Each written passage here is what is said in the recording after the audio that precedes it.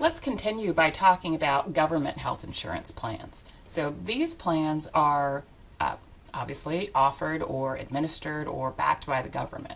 So first we've got Medicare. Medicare is administered by the Social Security Administration, and so it's typically available for people that are over 65 and also receiving or receiving Social Security disability benefits. So it's not necessarily for older people, but it's related to the Social Security system, and so therefore it's funded by payroll tax dollars. There are two parts of Medicare. There's Part A and Part B. And so for Part A, that covers basic hospital insurance. So for the folks who are qualified, it's completely free and covers their hospital room and meals and all the other expenses related to their inpatient or outpatient care. Part B is the supplementary medical insurance. Sometimes you hear about that on the commercials on television. So this is optional coverage for those folks who already have Part A. And so this would cover additional services, including home health care.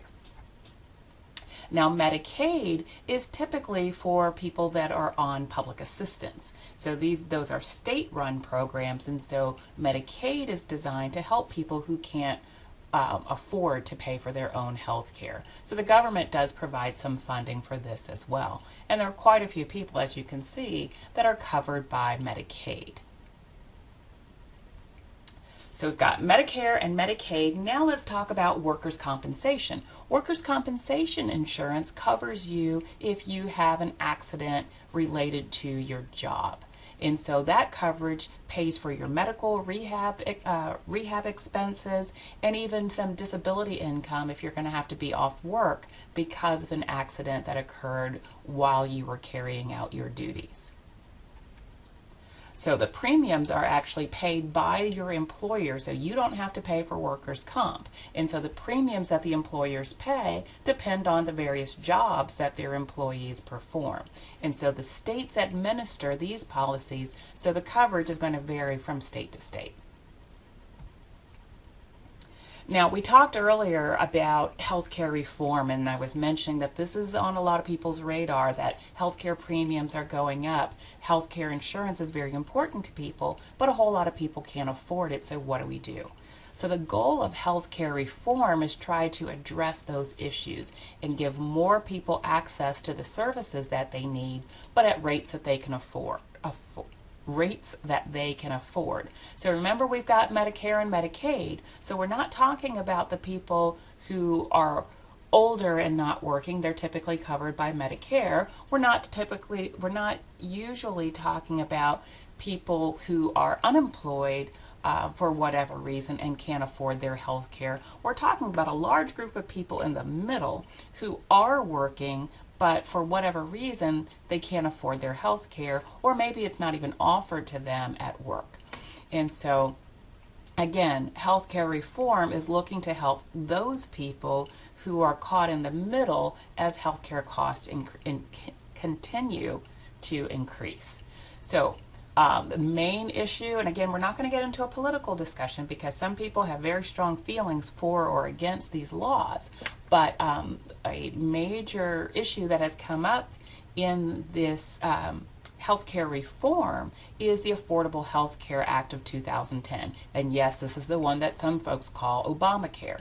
And so just some highlights of the Affordable Health Care Act is that it covers young adults, it covers pre-existing health conditions. That's a problem for a lot of folks, that they can't get insurance because they already have a chronic illness. And so what the Act did is create what are called healthcare insurance exchanges, where people can go out and shop for an insurance plan that works for them. It also covers small firms, because a lot of times small firms can't afford to offer a group health insurance plan to their employees, so those employees end up going without coverage. So when you're making a health care or health insurance decision, things that you need to consider are the cost of rehab and care, and so the decision that we're talking about is, should you or shouldn't you carry health insurance? And if you do choose to carry health insurance, what plan do you choose, especially if you're in the marketplace? So what does it cover if you're comparing plans? What does it cover with regard to medical care, rehab, even some plans cover disability. So those are the things that you want to, some of the things that you want to consider when you are comparing health insurance plans. And so some examples of specific coverages: hospitalization. So an insurance plan should cover at least a portion of your room and board should you find yourself in the hospital. Surgical expenses and physician expenses. Plans may or may not cover the cost of any surgical expenses that you incur, and then those are going to be separate from the actual physician. So the surgical expenses are things like the use of the operating room and all the technicians that go along with it, and then the physician expense is for the actual surgeon. Major medical insurance is a broad insurance that covers illnesses and catastrophes, while comprehensive major medical wraps around all of these coverages that we just talked about. So major medical, hospital, surgical, and physician's expenses.